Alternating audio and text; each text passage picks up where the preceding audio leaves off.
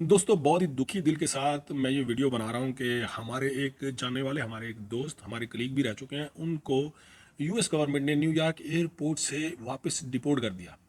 उनका ताल्लुक इंडिया से है। मैं उनकी आइडेंटिटी या उनका नाम वगैरह वो सब चीज़ें तो मैं नहीं बता सकूंगा कि उन्होंने मुझे परमिशन नहीं दी, क्योंकि मैं कल उनसे मिल के आया हूँ। तो मैंने सोचा कि मुझे इस पर वीडियो बनानी चाहिए और सब दोस्तों को बताना चाहिए कि वो कौन सी गलतियाँ होती हैं कि जो हम करते हैं, और फिर वीज़ा होने के बावजूद, वैलिड डॉक्यूमेंटेशन होने के बावजूद हमको जो है ना, एयरपोर्ट से, न्यूयॉर्क का एयरपोर्ट या किसी भी एयरपोर्ट से हमको डिपोर्ट कर दिया जाता है। और डिपोर्टेशन की क्या वजूहत होती हैं, क्या गलतियाँ होती हैं, उन भाई साहब ने क्या गलतियां की, किस वजह से उनको डिपोर्ट किया गया, हालांकि वो अच्छे खासा उनके पास वीज़ा, एजुकेटेड आदमी है। तो उन सब चीज़ों पे आज मैं आपको गौर से बताने वाला हूँ। बहुत अहम वीडियो है, सब उन सब लोगों के लिए ये बहुत ही अहम वीडियो होगी जो लोग स्पेशली यूएस से जाना चाहते हैं और B1 B2 वीज़े पे जाना चाहते हैं।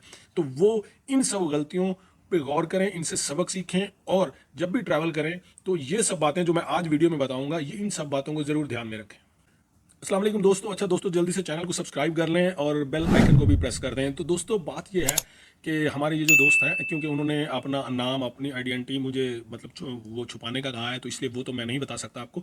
लेकिन मैं आपको ये ज़रूर बताऊंगा कि क्या डॉक्यूमेंट उनको दिया गया और किस तरह वो डिपोर्ट हुए और क्या उनकी इन्वेस्टिगेशन हुई।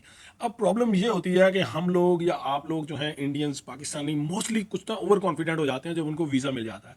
जब उनको वीज़ा मिलता है, देखें, B1 B2 वीज़ा जो है वो एक विजिट वीज़े की कैटेगरी है। 5 साल के लिए वो आपको वीज़ा दे रहे होते हैं। वो इस बेस पे दे रहे होते हैं कि आपका वहाँ पे कोई लॉजिकल काम है, या आप बिजनेस मीटिंग के लिए आ रहे हैं, किसी कॉन्फ्रेंस के लिए आ रहे हैं, शादी फंक्शन अटेंड करने आ रहे हैं, या वैसे एज टूरिस्ट आ रहे हैं। तो वो जब भी आपको ये वीज़ा अलॉट होता है, तो अपने जहन में एक बात ज़रूर बिठा लें कि आप विजिटर हैं। मगर प्रॉब्लम ये है कि हमारे लोग ये समझते हैं कि बस अब ये वीज़ा मिल गया तो हम अमेरिका के नेटिव हो गए, हम अमेरिका के बाशिंदे हो गए, हम सिटीजनशिप भी हो गई, हमें सब कुछ हो गया, और बिल्कुल इस तरह बिहेव करते हैं। तो एक तो ये गलती आपने नहीं करनी। दूसरी गलती भाई साहब ने क्या की, भाई साहब ने वीज़ा लगवाया था तकरीबन 1 साल पहले, तो 1 साल हो चुका था। अब वो पूरी प्लानिंग के साथ कुछ पैसे इकट्ठे करके, सारी सेटिंग करके वो अमेरिका जा रहे थे। अब हुआ गया है कि 1 साल पहले जो कुछ उन्होंने एप्लीकेशन में लिखा, जो चीज़ें उन्होंने सारी उस टाइम बनाई, तो वो सब अब भूल गई, क्योंकि वीज़ा लग गया, उसके बाद कोई चीज़ याद रखने की जरूरत ही नहीं है। तो गलती क्या हुई, गलती ये हुई कि अब उन्होंने क्या किया कि चंद पैसे बचाने के लिए जो उन्होंने टिकट की, एयर टिकट रिटर्न टिकट होती है विजिट वीजा वालों के लिए, उनकी सबसे पहली गलती ये थी कि उन्होंने जो रिटर्न टिकट बनवाई वो वापसी के लिए डमी टिकट थी। अब जैसे ही वो एयरपोर्ट पे, देखें, जब भी आप एयरपोर्ट पे लैंड करते हैं, न्यूयॉर्क का एयरपोर्ट हो या टेक्सास में हो या किसी भी और स्टेट में आप जाएं, जब भी आप लैंड करते हैं, तो एयरपोर्ट की एक सिक्योरिटी फोर्स होती है जो कि पासपोर्ट स्कैन करती है, पासपोर्ट चेक करती है, ठीक है। तो एक चीज़ तो ये, वो फौरन उतरते ही आपका पासपोर्ट चेक करेंगे। लेकिन सबसे अहम चीज़ ये है, जब आप इंडिया से या आप पाकिस्तान से या कहीं से भी ट्रैवल करते हैं, खासतौर पर एशियन कंट्री से, जैसे ही बोर्डिंग पास आपको मिलता है, बोर्डिंग पास जो है वो आपकी स्क्रीनिंग होती है। बोर्डिंग पास आपको मिल गया, उस वक्त आपने 12-14 घंटे की आपकी फ्लाइट है न्यूयॉर्क की या अमेरिका के किसी भी सिटी की। तो वो जो 12-14 घंटे हैं, उन 12-14 घंटों में अमेरिकन इमिग्रेशन डिपार्टमेंट को ट्रेस करने में बहुत ईजी होता है। उन्हें सब पता होता है कि इस प्लेन में, इस फ्लाइट में कौन कौन आ रहा है, कितने इंडियंस हैं, कितने पाकिस्तानीज हैं, कितने B1 B2 वाले हैं, कितने सिटीजनशिप वाले हैं। तो उनके पास पूरा डेटा आ जाता है। अच्छा, इन साहब की क्या गलती थी कि ये जैसे ही एयरपोर्ट पे उतरे, उतरने के बाद इनसे पासपोर्ट वगैरह पूछा गया, सब चीज़ें पूछी गई, तो इनसे टिकट मांगा गया, रिटर्न टिकट। अब रिटर्न टिकट उन्होंने वेरीफाई कर लिया। अब ये वो चले तो गए, लेकिन वापसी की जो टिकट थी वो उनकी डमी टिकट थी। अब डमी टिकट थी, वो वेरीफाई ही नहीं हो सकी एयरलाइन से। जब वेरीफाई नहीं हो सकी तो काम डाउट में आ गया। अच्छा, डाउट में आने के बाद फिर उन्होंने उसकी और चेकिंग की। अब जब चेकिंग की, क्योंकि ये भाई साहब पूरा प्लान करके गए थे कि आपको पता ही है, चले, वो हर किसी की अपनी प्लानिंग होती है कि उसने वापस आना है या नहीं आना है या क्या करना है। तो इन्होंने मतलब गर्मियों के भी कपड़े, सर्दियों के भी कपड़े, और इनके बैग, मतलब वो इस तरह पूरा एक नजर आता था कि भाई ये बंदा विजिटर नहीं है जो 2 बैग भर के ला रहा है, ठीक है। और उसने 2 हफ्ते की टिकट करवाई हुई है और इतना सामान वो लेके आ रहा है, तो वो 2 हफ्ते के लिए इतना सामान की क्या जरूरत है। तो ये भी चेक होता है। तो दोस्तों, जब भी आपने एज ए विजिटर जाना है, आपने 2 हफ्ते की टिकट ली है, 3 हफ्ते की या 1 महीने की, तो एक विजिटर को जितना सामान चाहिए होता है आपने वही रखना है, चाहे आपका कोई भी प्लान है। वहां जाके आपने कोई भी प्लानिंग करनी है, कुछ भी करना है, मगर आपके पास सामान वही होना चाहिए कि जो ये शो करे कि भाई आप विजिट वीजे पे आए हैं। वो ये शो ना करे कि भाई इतने बैग भर के ला रहा है ये बंदा विजिट वीजे पे तो आया नहीं लग रहा है। अच्छा, एक छोटी सी बात मुझे इसमें और भी याद आ गई, मैं वो भी आप लोगों को बताता चलूँ। कुछ ऐसा पहले बहुत मशहूर हुई थी ये बात सोशल मीडिया पे कि एक भाई साहब जो कि लाहौर से ट्रैवल कर रहे थे यूएसए के लिए, तो उन्होंने B1 B2 वीज़ा उनके पास था, और उन्होंने जैसे उनको बोर्डिंग पास मिला, और उन्होंने फेसबुक के ऊपर बड़ा सा लिख दिया, जनाब, I am going to New York, bye bye for ever Pakistan. अच्छा, ये जैसे ही वो वहाँ पे उतरे हैं, तो ये उनका फेसबुक पे जो उनका स्टेटस था वो वहाँ पे इंटरसेप्ट हो गया, वो सारी चेकिंग में आ गया, और उसके बाद उनको वहीं से ही बिठा के वापस कर दिया गया कि आप विजिट वीज़ा पे आए हैं और स्टेटस लगा रहे हैं बाय बाय फॉरएवर पाकिस्तान। तो अपने सोशल मीडिया को यूज़ करते हुए भी थोड़ा सा लॉजिकल होना चाहिए आपको। जब तक आप इमिग्रेशन क्रॉस नहीं कर जाते, आपको B1 B2 वीज़ा मिले, आपको H1 वीज़ा मिले या कोई भी वीज़ा मिले, ठीक है, उसका कोई फायदा नहीं है। तो आपने सब्र से काम लेना।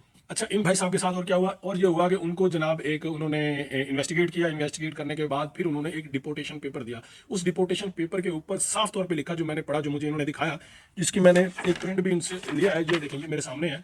तो उसमें वो ये जो है ना, ये लिख रहा है कि you have been found to be a inadmissible to the United States under the provision of section this of the Immigration and Nationality Act, or deportable under the provision of section of act as a your visa this, मतलब वो पूरी detail जो है ना वो इस paper में उसको वो दे रहा है। अभी मैं एक कॉपी, एक फोटो खींच के लाया था, तो उसका प्रिंट लेके मैं आपको पढ़ के बता रहा हूँ। तो इस पेपर पे ये वो लिख रहे हैं कि अब जो हम आपको डिपोर्ट कर रहे हैं, क्योंकि आपने जो है ना, आप अमेरिकन नेटिव नहीं है, आप अमेरिकन नेशनल नहीं है, तो आपने जो अटेम्प्ट किया है अमेरिका में एंट्री करने की, वो इलीगल है, वो इलीगल है।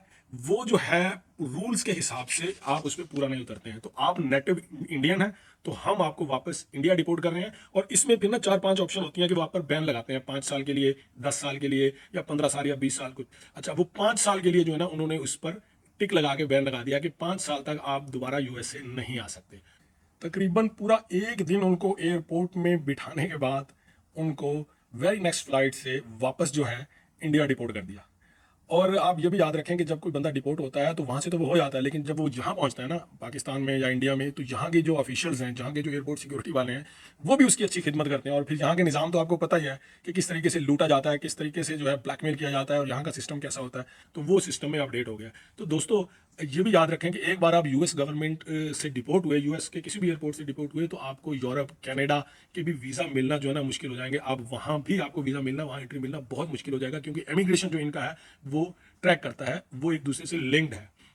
एनीवे, जब आदमी डिपोर्ट हो जाता है तो डिपोर्टेशन को भी बाद में रिवोक किया जा सकता है, उसका भी एक प्रोसेस है। वो भी मैं आपको ये स्क्रीन पे एक फॉर्म दिखा देता हूँ, I-212 इस फॉर्म का नाम है। तो वो फिर एक अपील होती है, वो अपील करते हैं। खैर, वो एक और टॉपिक है, वो मैं आपको किसी और वीडियो में बता दूंगा कि वो अब अपील करते हैं, उसके लिए एक वकील हायर करना पड़ता है। तो उसका 2 साल का तकरीबन प्रोसेस है, कम से कम।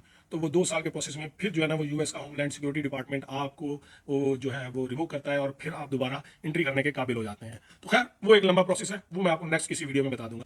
तो दोस्तों, अब आप इन सब बातों को सामने रखते हुए जब भी ट्रैवल करें, अपने सोशल मीडिया को अपडेट रखें, और अकॉर्डिंग टू रूल अपडेट रखें आप, ठीक है। इसके अलावा आपके पास रिटर्न टिकट होनी चाहिए, पैसे नहीं बचाने, डमी टिकट नहीं बनानी, ओरिजिनल टिकट बनानी है। रिटर्न टिकट लेके आपने जाना है। अगर आप डमी टिकट बनाएंगे तो आपको ये प्रॉब्लम फेस करनी पड़ सकती है। उसके अलावा बैग भर के नहीं लेके जाने, ठीक है, कि जैसे कि मैंने आपको बताया कि सिंपल एज ए विजिटर पता चले कि आप विजिट करने आए हैं, तो उसमें आपके एक विजिटर के 2 हफ्ते के कितने कपड़े या कितने शूज़ होते हैं या कितनी चीज़ें होती हैं, वो होनी चाहिए।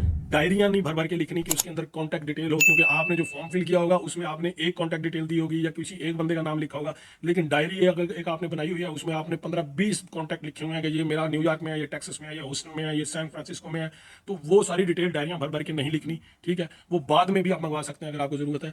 तो कोई भी ऐसी चीज़ आपके व्हाट्सएप में भी, आपके फेसबुक में भी, आपके मोबाइल में भी, हर चीज़, हर एविडेंस ऐसी होनी चाहिए जो कि विजिट वीजे को शो करती हो, ना कि ये शो करे कि भाई आप तो सिटीजन हो गए हैं जैसे आपको वीजा मिला है। दोस्तों, मेरे चैनल पे आपको इस तरह की इंफॉर्मेटिव वीडियोस मिलती रहेंगी, और इस टॉपिक पे और इससे जुड़े हुए काफ़ी टॉपिक्स पे मैंने वीडियोस बनाई हैं। आप इस चैनल पे विजिट करें और इस चैनल को सपोर्ट करें। शुक्रिया। और बहुत सारे दोस्त जो अमेरिका जाना चाहते हैं, वो इन सब गलतियों से सबक सीखेंगे और ये गलतियां नहीं दोहराएंगे। और दोस्तों, उम्मीद करता हूँ आज की वीडियो आपको पसंद आई होगी। चैनल को सब्सक्राइब जरूर कर दीजिए।